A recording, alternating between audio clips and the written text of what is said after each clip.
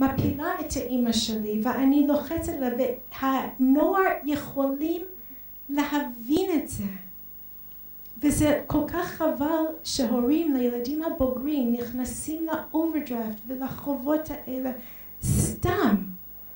אם הם היו רק מסבירים לילדים מה המצב, אנחנו לא במצוקה, אנחנו לא משפחה נזקקת, אבל יש לנו תקציב.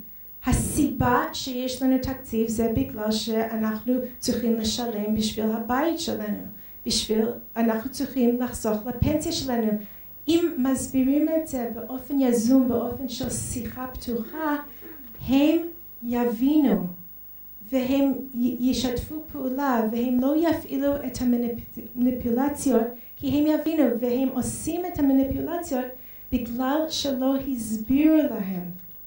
ולכן אני מקווה כשאנחנו נשב בצהריים על התוכנית של המשפחה, כל אחד באופן אישי, תשב על התוכנית שהיא תחשוב בראש שלה איך היא הולכת להסביר את זה לילדים בשפה שהם יבינו, אבל להסביר את זה.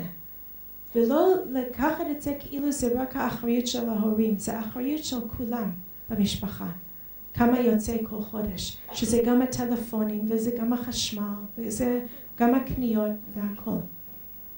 אז האם יש מישהי שרוצה לשתף אותנו עם איזה דרך פעולה שהיא רוצה לאמץ? שהיא רוצה לעשות?